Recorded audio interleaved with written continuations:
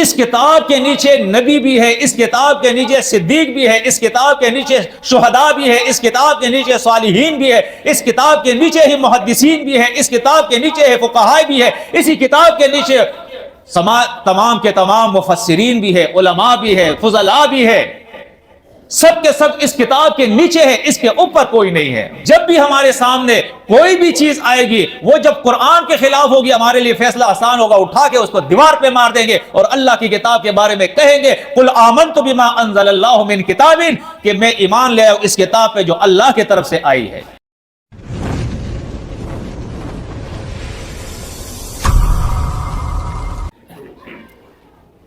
والصلاة والسلام على من لا نبي بعده، فأعوذ بالله السميع العليم من الشيطان الرجيم، بسم الله الرحمن الرحيم، واصبر نفسك مع الذين يدعون ربهم بالغداة والعشي يريدون وجهه ولا تعد عيناك عنهم تريد زينة الحياة الدنيا ولا تطع من أغفلنا قلبه عن ذكرنا واتبع هواه وكان أمره فرطا وقل الحق من ربكم فمن شاء فليؤمن ومن شاء فليكفر إنا أعتدنا للظالمين نارا أحاط بهم سرادقها وَإِن يَسْتَغِيثُوا يُغَاثُوا بِمَاءٍ كَالْمُهْلِ يَشْوِي الْوُجُوهَ بِئْسَ الشَّرَابُ وَسَاءَتْ مُرْتَفَقًا۔ سورۃ الکہف کی آیت نمبر 28 اور 29 آپ کے سامنے تلاوت کی ہے۔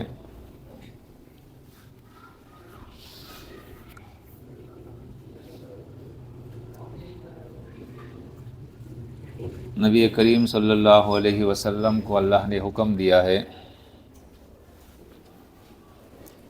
وَاتْلُ مَا أُوحِيَ إِلَيْكَ مِن كِتَابِ رَبِّكَ، جو کتاب اللہ رب العزت نے وحی کے ذریعے آپ کے طرف بھیجی ہے،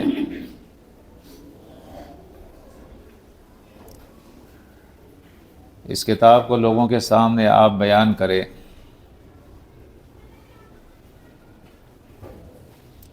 اور تلا یتلو کا معنی عربی کے اندر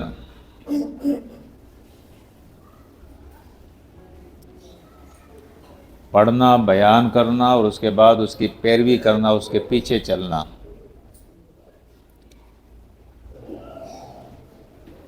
تو فرمایا یہ کتاب جو آپ کے طرف اللہ نے نازل کی ہے،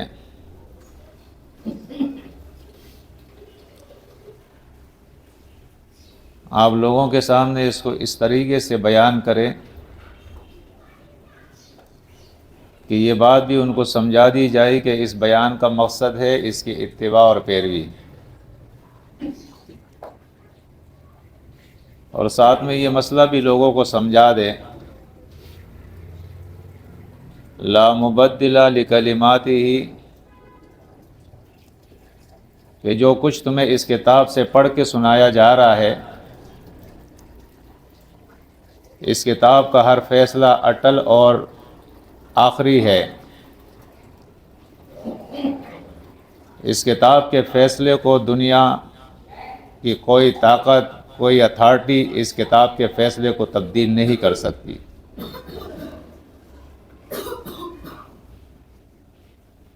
نبی کریم صلی اللہ علیہ وسلم کو بھی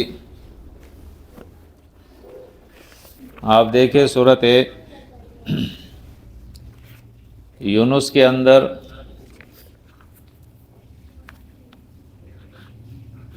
جب لوگوں نے آپ سے مطالبہ کیا کہ اس کتاب وحی کے بجائے کوئی اور کتاب لے کے آؤ، یا اس کتاب میں کوئی تبدیلی کرو، ترمیم کرو، فرمایا وَإِذَا تُتْلَى عَلَيْهِمْ آيَاتُنَا بَيِّنَاتٍ، جب آپ ان کے سامنے ہماری کتاب مجید کی آیات کھول کھول کر بیان کرتے ہیں، قال الذین لا یرجون لقاءنا، تو جو لوگ میری ملاقات کا اعتقاد نہیں رکھتے، یعنی قیامت کا عقیدہ ان کا نہیں، وہ آپ سے مطالبہ کرتے ہیں ائت بقرآن غیر ھذا، کہ اس کتاب کے علاوہ کوئی اور کتاب لاؤ، او بدل، یا اس کتاب ہی کے اندر کوئی تبدیلی کرو۔ تو اللہ اپنے نبی سے فرماتا ہے قل، ان سے کہو، ما یکون لی ان ابدلہ من تلقاء نفسی، یہ بات نہ میرے شایان شان ہے اور نہ میرے اختیار میں ہے کہ میں اس کتاب کے اندر اپنے طرف سے کوئی تبدیلی کروں۔ ان اتبع الا ما یوحى الی، میں تو اسی کتاب کی پیروی کرتا ہوں اور یہی مجھے حکم ہے۔ اس کتاب کی پیروی کا ہی اللہ رب العزت نے مجھے حکم دیا ہے۔ اور آپ دیکھیں قرآن مجید کے اندر کئی مقامات پر اللہ رب العزت نے اس مسئلے کو واضح فرما دیا ہے۔ سورۃ شورى کے اندر دیکھیں، نبی کریم صلی اللہ علیہ وسلم سے اللہ فرماتا ہے فَلِذَلِكَ فَادْعُ وَاسْتَقِمْ كَمَا أُمِرْتَ، اور فرمایا اسی طرح کہ آپ وہی کتاب وہی کو بیان کریں گے اور لوگ اس کی مخالفت کریں گے، لیکن آپ کو اس کی پرواہ نہیں کرنی چاہیے۔ اگرچہ تم یہ بات بھی دیکھ لو گے وَإِنَّ الَّذِينَ أُورِثُوا الْكِتَابَ مِن بَعْدِهِمْ لَفِي شَكٍّ مِّنْهُ مُرِيبٍ، کہ عوام کے ساتھ علماء بھی شک کریں گے، لیکن آپ ان کے شک کی بھی پرواہ نہیں کریں گے۔ فَلِذَلِكَ فَادْعُ، آپ کا کام ہے کہ جس طرح آپ کو اللہ نے حکم دیا اسی طرح اس کتاب کو، اس کے طرف لوگوں کو آپ دعوت دیتے رہے، دعوت الی الکتاب کا کام کرتے رہے۔ وَاسْتَقِمْ كَمَا أُمِرْتَ، اور ڈٹے رہے، استقامت دکھائے۔ وَلَا تَتَّبِعْ أَهْوَاءَهُمْ، لوگوں کی دلچائی کی اتباع نہ کرے، لوگوں کی پیروی نہ کرے، اور لوگوں سے کھل کر یہ بات لوگوں کے سامنے آپ بیان کر دیں بلا خوف۔ وَقُلْ آمَنْتُ بِمَا أَنزَلَ اللَّهُ، کہ لوگوں سنو،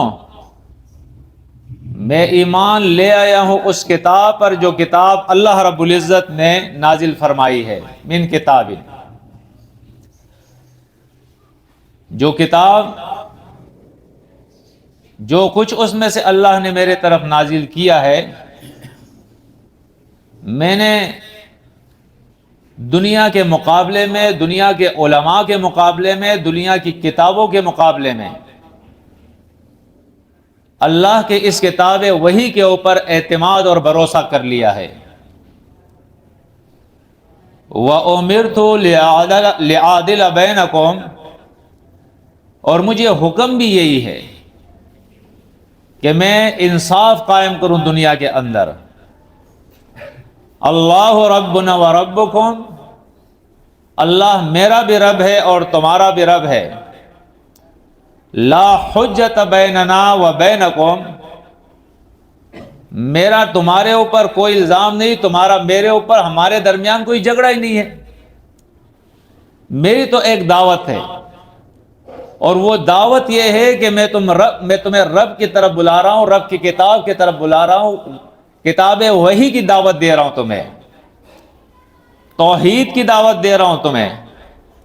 اب مانو یا نہ مانو میرے لیے کوئی مسئلہ نہیں ہے، لیکن یہ سمجھ لو اللہ یجمع بیننا و الیہ المصیر، ایک دن ایسا آنے والا ہے کہ اللہ ہمیں اپنے بارگاہ میں جمع کرے گا اور اسی کے طرف پلٹ کر جانا ہے۔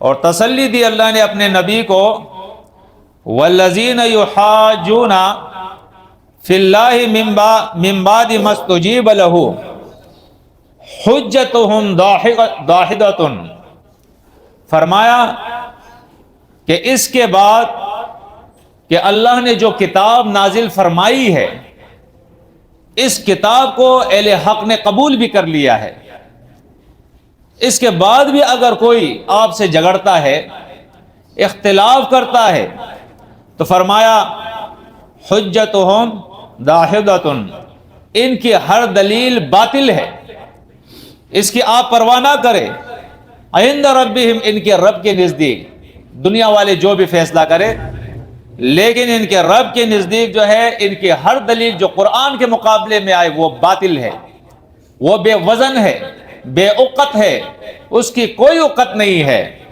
وعلیہم غضب، ان پر اللہ کا غضب ہے، غصہ ہے، ولہم عذاب شدید، اور ان کے لیے شدید عذاب ہے ایسے لوگوں کے لیے۔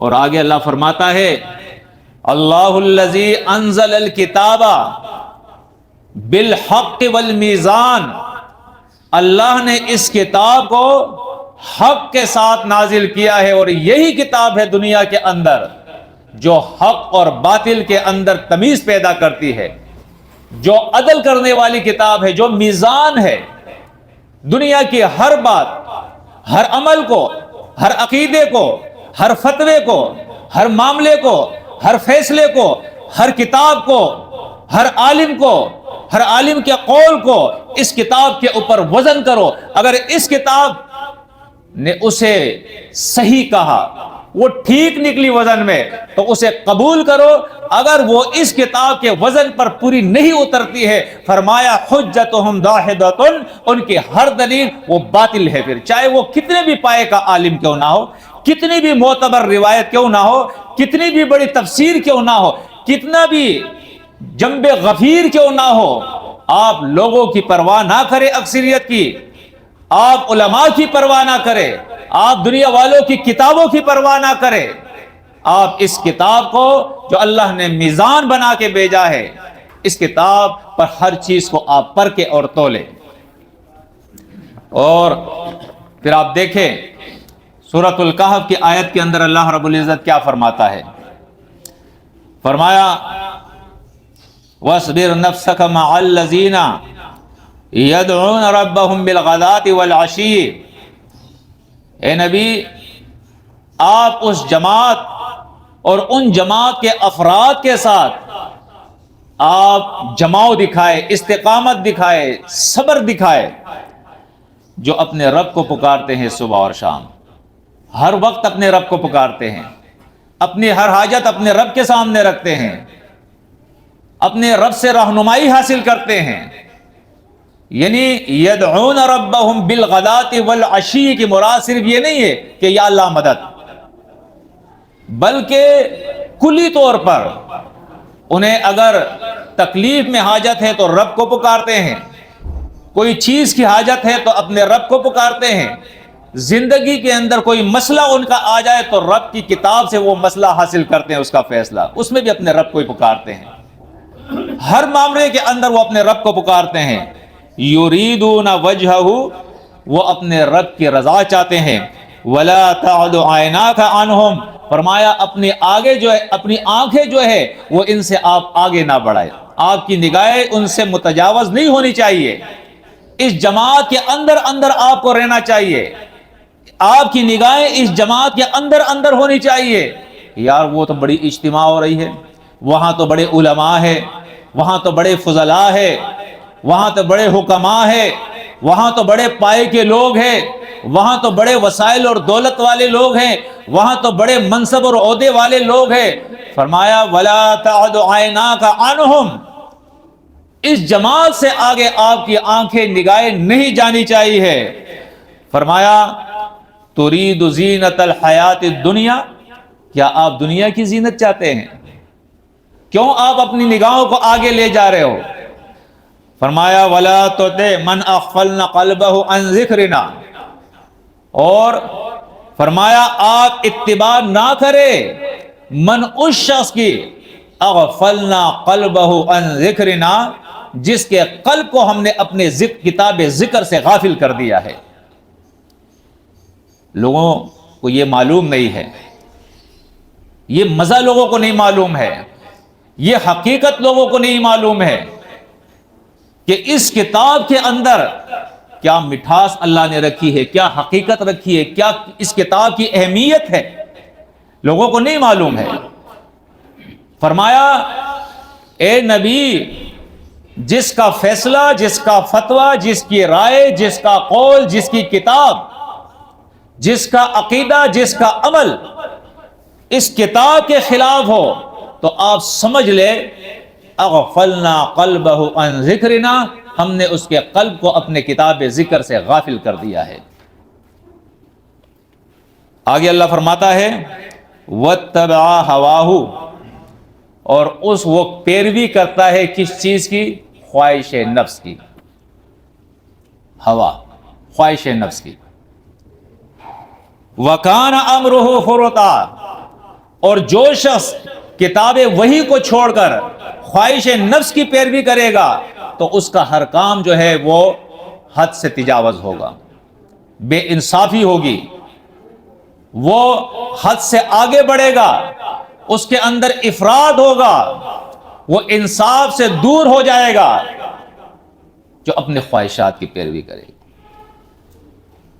دیکھیں نبی کریم صلی اللہ علیہ وسلم کو سورہ نجم میں اللہ فرماتا ہے ان سے متعلق وما ينطق عن الهوى ان هو الا وحی یوحى، یہ محمد اپنے طرف سے بات نہیں کرتا، وہ کچھ کہتا ہے جو اللہ نے وحی کر کے اس کو بتا دیا ہے۔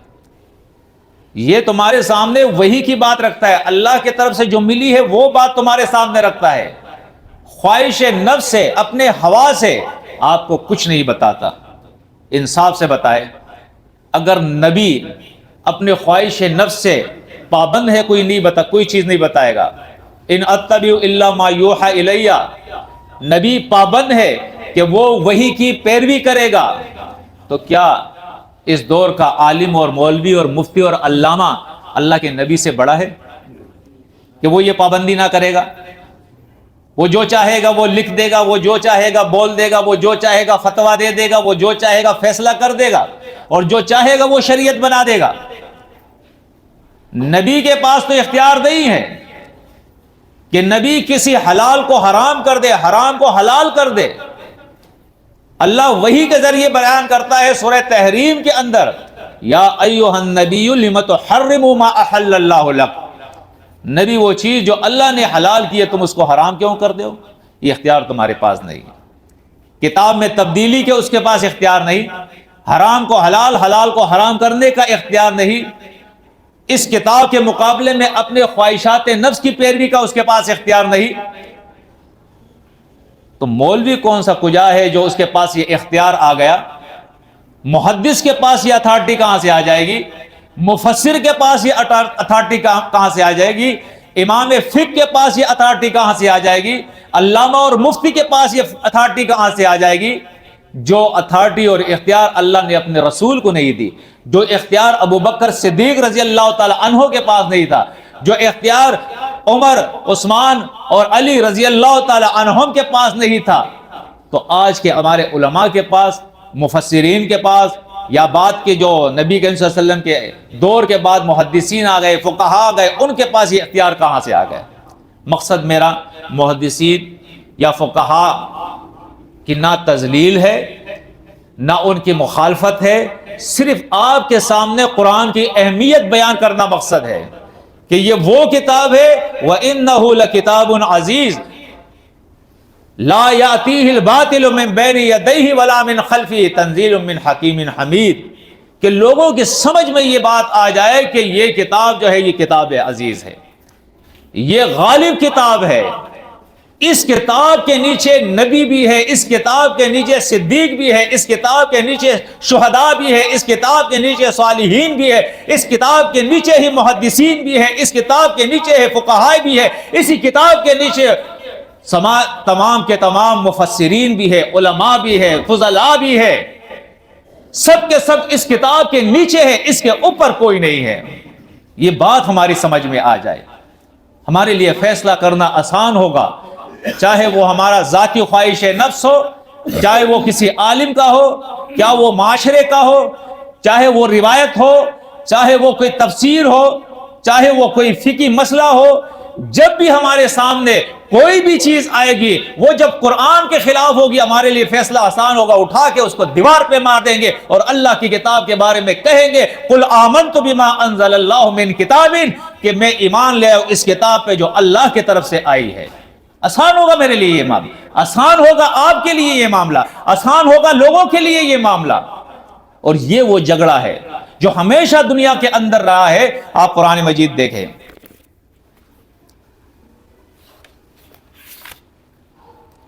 سورۃ البقرہ کے اندر اللہ رب العزت نے ایک جگہ ذکر فرمایا ہے اور دوسری جگہ اللہ رب العزت نے سورۃ مائدہ کے اندر بھی اس کا ذکر فرمایا ہے۔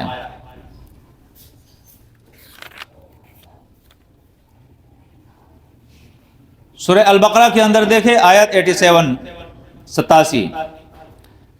افکلما جاءکم رسول بما لا تہوی انفسکم، جب کبھی بھی اللہ کا پیغام لانے والا اللہ کا رسول آیا ہے تمہارے پاس، وہ پیغام لے کے آیا ہے، وہ کتابیں وہی تمہارے پاس لایا ہے، لا تہوی انفسکم، جو تمہارے خواہش نفس کے مطابق نہیں تھے، جس کے طرف تمہارا نفس میلان نہیں کر رہا تھا، جو تم نہیں چاہتے تھے، استکبرتم، تکبر کرتے ہوئے تم نے اس سے منہ پھیر لیا ہے، ففریقاً کذبتم، آج کی بات نہیں ہے بلکہ انبیاء کے ساتھ تمہارا یہ رویہ رہا ہے کہ انبیاء کی ایک جماعت تم نے اسی وجہ سے ان کی تکذیب کی ہے، ان کو جھٹلایا ہے کہ وہ کتابیں وہی تمہارے سامنے لا کر بیان کر رہے تھے، تمہارے خواہش نفس کو نہیں مان رہا تھا، تمہارے علماء سو کے خواہش نفس کو نہیں مان رہا تھا، تمہارے پیران ضلالت کے خواہش نفس کو نہیں مان رہا تھا، تمہارے گمراہ معاشرے کے خواہش نفس کو نہیں مان رہا تھا، وہ اپنے خواہش نفس میں نہیں چل رہا تھا، بلکہ کتابیں وہی اس نے جب تمہارے سامنے بیان کی ہے، استکبرتم ففریقاً کذبتم وفریقاً تقتلون، نہ صرف تم نے تکذیب کی ہے بلکہ ایک جماعت تم نے انبیاء کے قتل بھی کی ہے۔ یہ اہل کتاب ہم سے پہلے لوگوں کا بھی یہی طریقہ تھا۔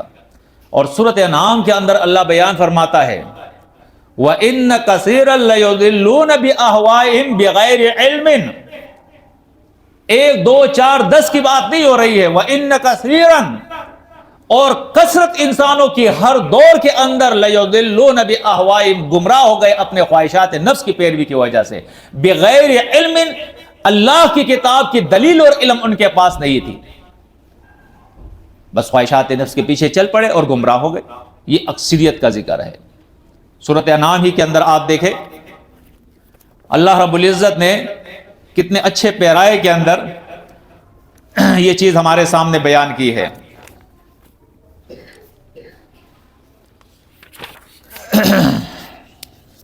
آیت 71 دیکھیں، قل اندعو من دون اللہ ما لا ينفعنا ولا يضرنا، اے نبی ان سے کہو کہ ہم اللہ کے علاوہ دوسروں کو پکارے جو نہ ہمیں نفع دے سکے نہ نقصان، سارا پاور اس کے پاس ہے، اختیار اس کے پاس ہے، کوئی نہ ہمارا فائدہ کر سکتا ہے نہ نقصان کر سکتا ہے۔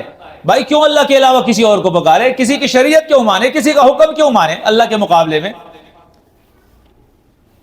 وَنُرَدُّ عَلَىٰ أَعْقَابِنَا بَعْدَ إِذْ هَدَانَا اللَّهُ، اور اس کے بعد کہ اللہ نے کتاب وحی سے ہمیں راہ دکھا دی، صحیح صراط مستقیم پہ ہمیں چلا دیا، اب اس کے بعد ہم پھر گمراہی کی طرف لوٹ جائیں، اس کتاب ہدایت کو چھوڑ کر کالذی استہوتہ الشیاطین فی الارض حیرانا، اس شخص کی طرح استہوتہ الشیاطین، جس کو شیطانوں نے خواہش نفس کی وجہ سے بھٹکا دیا ہو رائے ہدایت سے. یہ بھی وہی استہوت جو ہے، یہ وہی ہوا ہے معاشرے کے اندر موجود. علماء سوء، پیران ضلالت، گمراہ لیڈر، گمراہ معاشرہ، اکثریت گمراہ لوگوں کی اس ماحول میں رہتے ہوئے وہ بیچارہ بھی فی الارض حیرانہ، حیران ہے، پریشان ہے. وہ بھی خواہش نفس کے پیچھے چل رہا ہے، مولوی صاحب کی بات مان رہا ہے، پیر صاحب کی، لیڈر کی، اکثریت کی.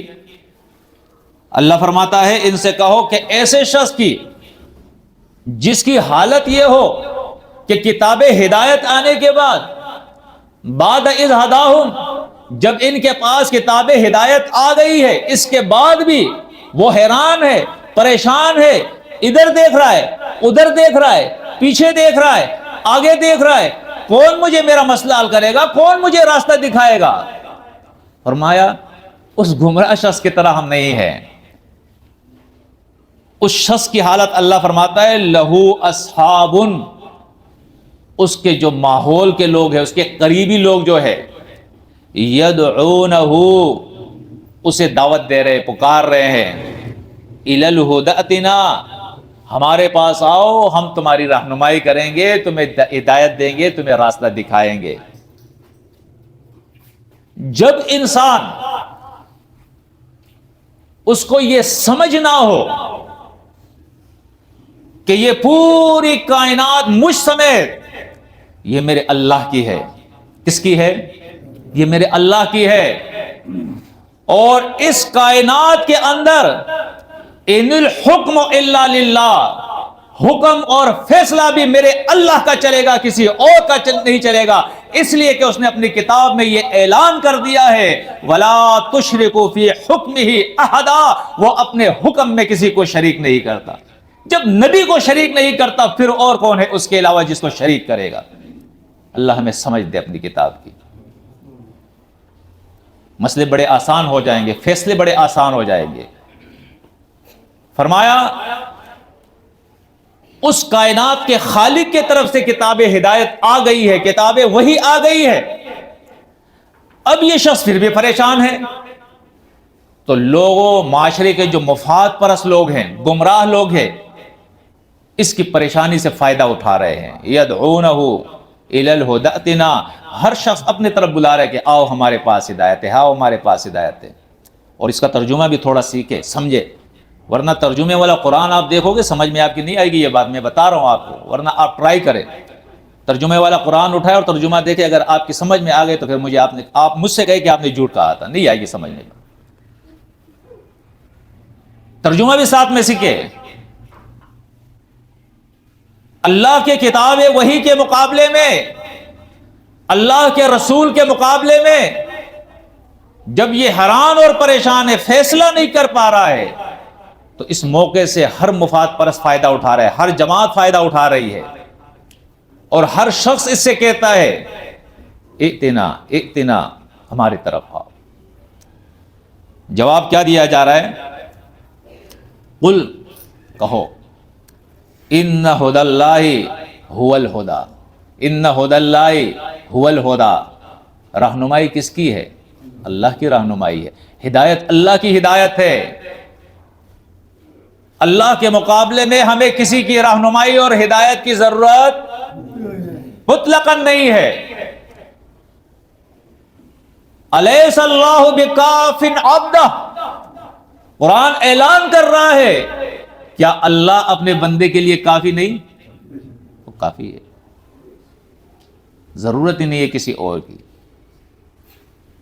خواہشات نفس کے پیروی، اس کو آپ معمولی نہ سمجھے.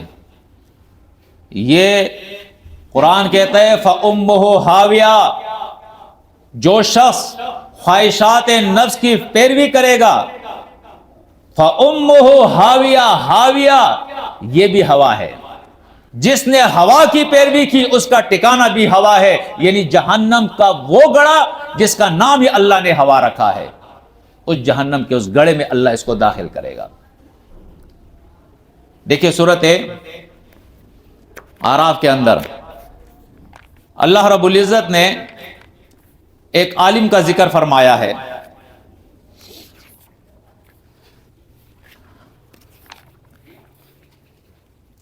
باوجود اس کے کہ اللہ نے اس کو علم عطا کیا ہے۔ فرمایا وَاتْلُ عَلَيْهِمْ نَبَأَ الَّذِي آتَيْنَاهُ آيَاتِنَا، آیت 175 176 سورۃ الاعراف۔ فرمایا خبر دے ان کو، ان کے سامنے اللہ کی کتاب پڑھ کے ان کو بتائے، خبر دے اس عالم شخص کی آتیناہ آیاتنا، جس کو ہم نے اپنے کتاب کی آیتیں یعنی آیات کا علم دیا تھا۔ فانسلخ منها فأتبعه الشیطان فکان من الغاوین ولو شئنا لرفعناه بها ولكنه اخلد الى الارض واتبع هواه، یہ وہی ہوایاں ہے۔ اس عالم نے کیا کیا؟ علم کے باوجود جو وحی اللہ نے اپنے کتاب میں جو وحی کے ذریعے جو کچھ بھیجا تھا، جو کتاب بھیجی تھی اللہ نے، فانسلخ منها، اس سے وہ نکل گیا، اس کی پیروی اس نے چھوڑ دی۔ تو پہلا نقصان اس کا یہ ہوا فَأَتْبَعَهُ الشَّيْطَانُ، شیطان اس کے پیچھے لگ گیا۔ یہ بڑا آسان ہے شیطان کے لیے، بس دیر اس بات کی ہے کہ آپ کتاب وحی کی پیروی چھوڑے، بس شیطان کے لیے پھر آپ کا گمراہ کرنا بڑا آسان ہے، آپ بڑے عالم کیوں نہ ہے، اس کو پرواہ پھر نہیں ہے۔ شیطان صرف اس شخص کو گمراہ نہیں کر سکتا ہے جو شخص اللہ کی کتاب وحی کی پیروی میں لگا رہتا ہے۔ یہی سورۃ الاعراف، تھوڑا سا آگے اگر آپ جا کر دیکھیں گے تو اس سورہ کے اندر اللہ رب العزت نے اس کا ذکر جو ہے وہ بھی فرما دیا ہے۔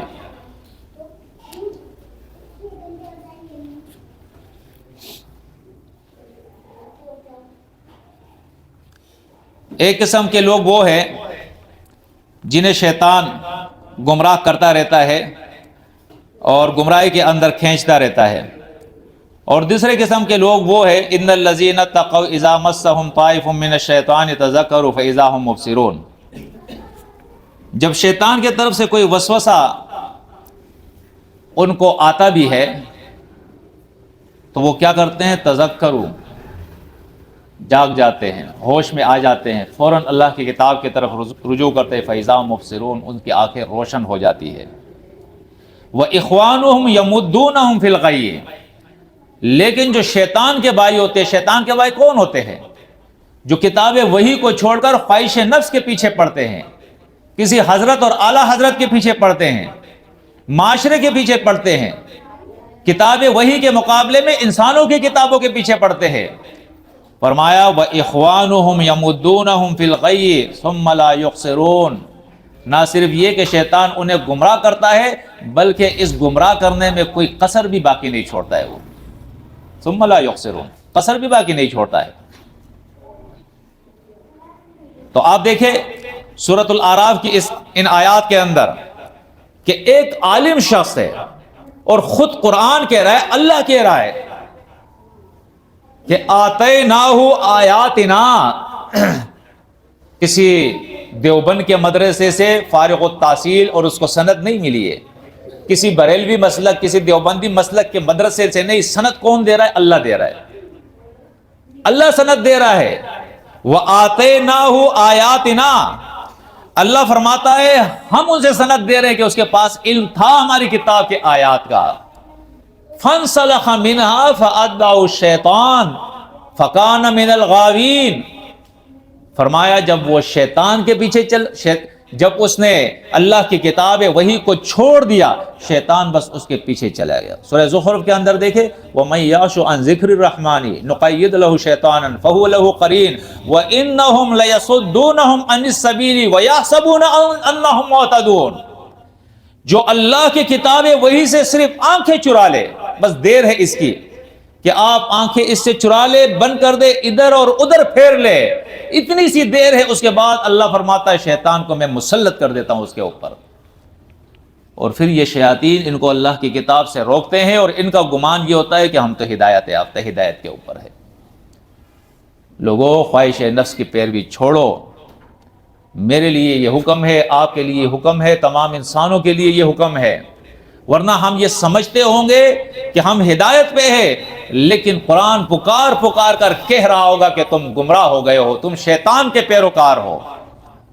اور دیکھنے کا طریقہ یہی ہے کہ ہم خود اپنا احتساب کریں، اپنی زندگی پہ نظر ڈالیں کہ ہم قرآن کے مطابق، نبی کے اسوہ حسنہ کے مطابق زندگی گزار رہے ہیں یا نہیں۔ اگر کتاب اور سنت کے مطابق زندگی گزار رہے ہیں تو اس کا مطلب ہے کہ ہم خواہش نفس کی پیروی سے بچے ہوئے ہیں۔ اگر ہماری زندگی میں کتاب اور سنت سے ہٹ کر کوئی اعمال ہے تو سمجھ جاؤ کہ ہم نے کتاب وحی کو چھوڑ کر خواہش نفس کی پیروی اختیار کر لی ہے۔ اب ہم ہزار کہے کہ ہم ہدایت یافتہ ہے، ہم اچھی جماعت میں ہیں، ہمارے عقائد اچھے ہیں، آپ یقین جانیں اللہ کی کتاب فتویٰ دے گی کہ گمراہ ہو، اس کے علاوہ کچھ نہیں ہے۔ فرمایا وَلَوْ شِئْنَا لَرَفَعْنَاهُ بِهَا، جب اس نے کتاب وحی کو چھوڑ کر، فرمایا وَلَوْ شِئْنَا لَرَفَعْنَاهُ بِهَا وَلَكِنَّهُ أَخْلَدَ إِلَى الْأَرْضِ وَاتَّبَعَ هَوَاهُ، جب کتاب وحی کو، اگر وہ کتاب وحی کی پیروی کرتے، لَرَفَعْنَاهُ بِهَا، اللہ فرماتا ہے اس کو ہم عزت دیتے، بلندی دیتے، مرتبہ دیتے۔ دنیا میں چاہے نبی کریم صلی اللہ علیہ وسلم کو لوگ کیا کہہ رہے تھے، کوئی کہہ رہا ہے یہ شاعر ہے، کوئی کہہ رہا ہے یہ مجنون کے، کوئی یہ کہہ رہا ہے کاہن ہے، کوئی کہہ رہا ہے باہر کے لوگ اس کو پیسے دے رہے ہیں، ایجنٹ ہے باہر لوگوں کا، کوئی کہہ رہا ہے اس پہ سحر ہو گیا، مسحور ہے، کوئی کیا کہہ رہا ہے، کوئی کیا کہہ رہا ہے، لیکن اللہ رب العزت کہہ رہا ہے کہ میں تیرا مرتبہ اٹھا رہا ہوں، میں تیرا مرتبہ اٹھا رہا ہوں۔ اور آج آپ دیکھیں 1450 سال ہو گئے ہیں، اپنے تو چھوڑے پرائے بھی اس کی عزت کرتے ہیں یا نہیں کرتے؟ پرائے بھی، یہودیوں کی کتابیں آپ دیکھیں، نصرانیوں کی کتابیں آپ دیکھیں، ہندوؤں کی کتابیں آپ دیکھیں، پرائے بھی اس کی تعریف کر رہے کہ دنیا میں ایسا شخص گزرا ہی نہیں ہے، ایسے مرتبے والا شخص نہیں گزرا ہے، ایسا سچا شخص نہیں گزرا ہے۔ اور اندر کے جتنے بھی لوگ ہیں، چاہے وہ کتنی بھی گمراہ فرقہ، کتنا بھی گمراہ فرقہ نہ ہو، نبی کی عزت کرتا ہے یا نہیں کرتا؟ یہ اللہ کی شان ہے۔ حق بیان کرو، حق کی پیروی کرو، دنیا کی مخالفت سے نہ ڈرو، دنیا کی دھمکیوں سے نہ ڈرو، سپر طاقت تمہارے پاس ہے، اللہ کی طاقت تمہارے پاس ہے۔ نبی کو جب میدان میں اتار رہا ہے تو اللہ فرماتا ہے واللہ یعصمک من الناس، لوگوں سے بچانے والا میں ہوں۔ موسیٰ علیہ السلام سے کہا کہ فرعون کے پاس جاؤ، انہ طغیٰ، بہت سرکش ہو گیا ہے۔ کہا اللہ میں نے تو قتل بھی کیا ہے، یہ جرم بھی ہے، اور میں جاؤں گا اس کے پاس تو وہ تو مجھے قتل کر دے گا، سیدھی سی بات ہے، میں کیسے اس کے پاس جاؤں؟ تو اللہ رب العزت نے تسلی دی کہ جاؤ، کچھ نہیں کر سکتا ہے، میں دیکھ رہا ہوں، میں سن رہا ہوں، جاؤ تم۔ اب آپ دیکھیں جس موسیٰ کے لیے، جس خوف کی وجہ سے کہ بنی اسرائیل جو ہے وہ مجھ سے لڑیں گے، غالب آ جائیں گے، بنی اسرائیل کے لڑکوں کو ذبح کر رہا ہے وہ، لیکن اللہ نے اپنی قدرت دکھائی ہے، اسی کے گھر پہ موسیٰ کو بیچ کے اسی کو پابند کیا کہ موسیٰ کی تم پرورش کرو، اس کا خرچہ تمہیں ہی برداشت کرنا ہے۔ موسیٰ علیہ السلام کو اس فرعون کے گھر میں اللہ نے بڑا کیا، اس کے خرچے سے بڑا کیا، اور ماں کو بھی یہ تسلی دے دی کہ فکر نہیں کرو، اس موسیٰ کو میں تمہاری طرف لوٹاؤں گا، تمہاری آنکھوں کو میں ٹھنڈا کروں گا۔ اور فرعون نے اپنے آدمیوں کو وظیفے کے ساتھ موسیٰ علیہ السلام کو روانہ کیا کہ لے جاؤ اس کو اس کے پاس۔ اس کی قدرتیں آپ قرآن پڑھو گے، حقیقت دیکھو گے، دلائل دیکھو گے، آنکھیں کھولو گے تو آپ کو پتہ لگے گا۔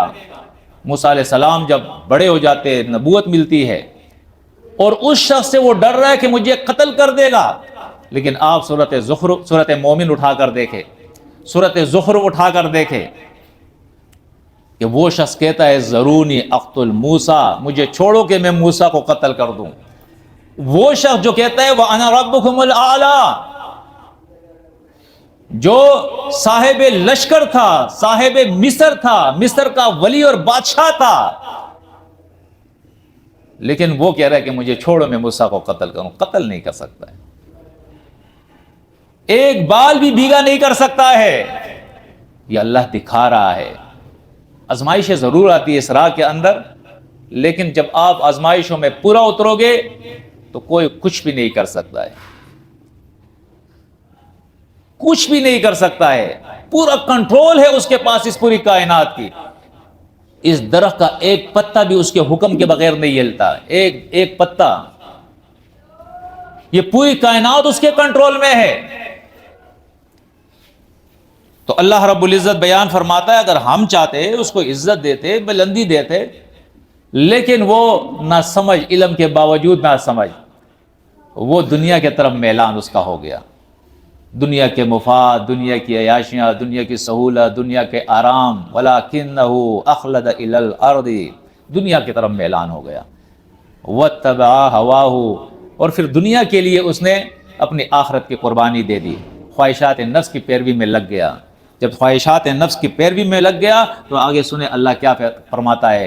فَمَثَلُهُ كَمَثَلِ الْكَلْبِ، اب وہ عالم جو اوپر تھا، جس کو اللہ رب العزت نے ایک مرتبہ دیا تھا، اب وہ بالکل نیچے آ گیا. ثُمَّ رَدَدْنَاهُ أَسْفَلَ سَافِلِينَ فَمَثَلُهُ كَمَثَلِ الْكَلْبِ، اب اس کی مثال کتے کی ہے. کس کی ہے؟ کتے کی مثال ہے.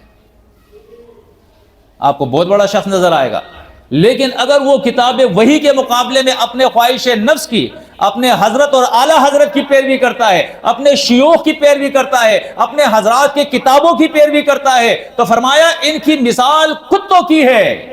سورۃ جمعہ میں اللہ فرماتا ہے کمثل الحمار، ان کی مثال گدھوں کی طرح ہے.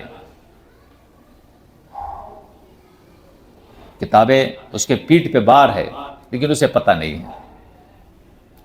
مثال اس کی گدھوں کی طرح ہے. اور یہ تو میں عام مثالیں آپ کو میں نے دی ہے.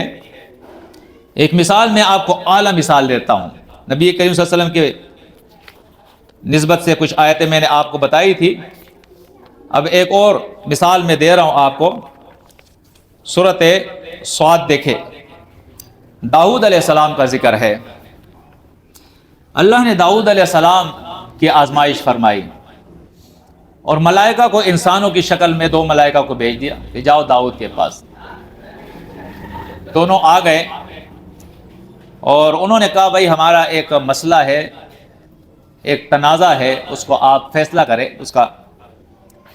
اس میں سے ایک نے کہا، اب تھے تو ملائکہ انسانی شکل میں، اب داؤد علیہ السلام کو تو نہیں پتا تھا، وہ عالم الغیب تو نہیں تھے کہ یہ ملائکہ آئے ہیں.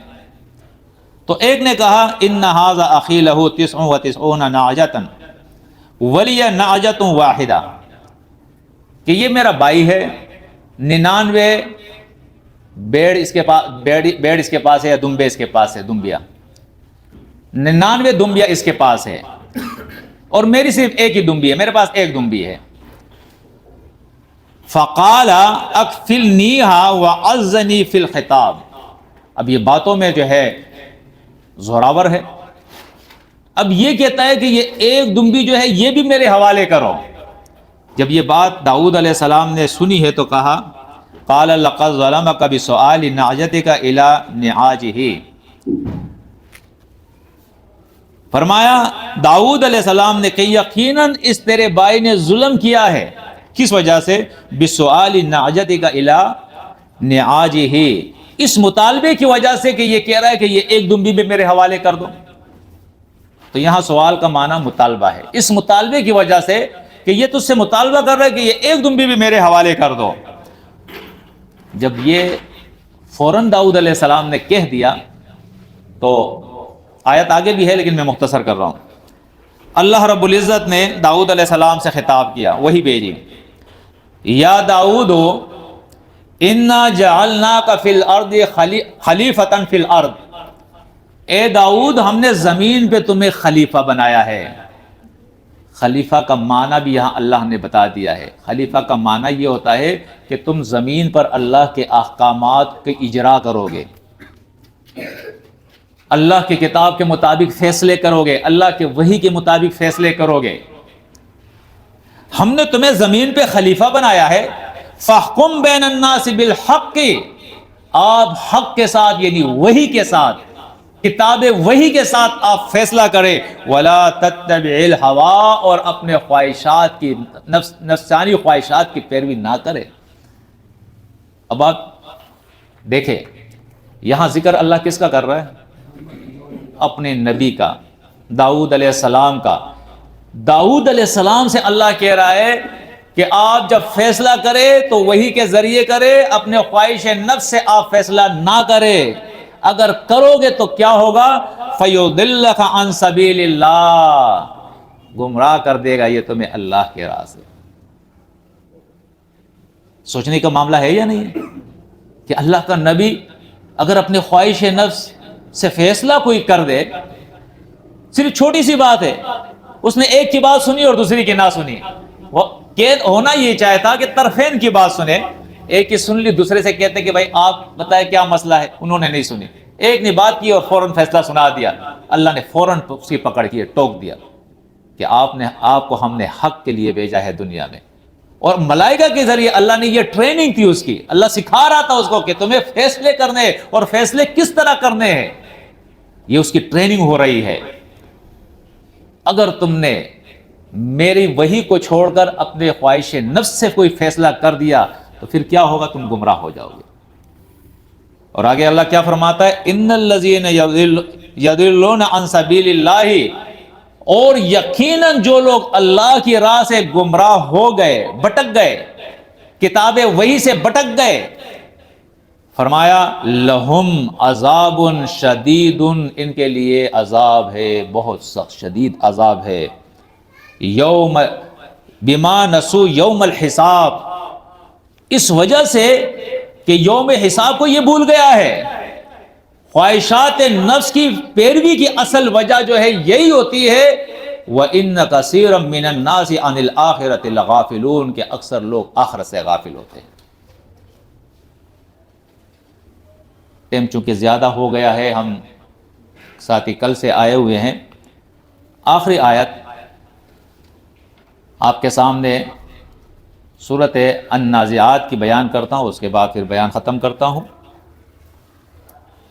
اللہ سورۃ النازعات کے اندر اللہ فرماتا ہے وَأَمَّا مَنْ خَافَ مَقَامَ رَبِّهِ وَنَهَى النَّفْسَ عَنِ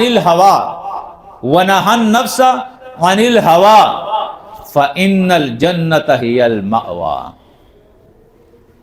جو اس بات سے ڈر گیا، خوف اس کے اندر پیدا ہو گیا کہ میں ایک دن اللہ کے بارگاہ میں اللہ کے سامنے پیش ہوں گا، اور اس وجہ سے اس نے وَنَهَى النَّفْسَ عَنِ الْهَوَىٰ، اپنے خواہشات نفس سے وہ باز آ گیا، اپنے نفس کو اس نے خواہشات سے روک دیا، قرآن کی خلاف ورزی سے روک دیا، فَإِنَّ الْجَنَّةَ هِيَ الْمَأْوَىٰ، فرمایا اس کا ٹھکانہ کیا ہے؟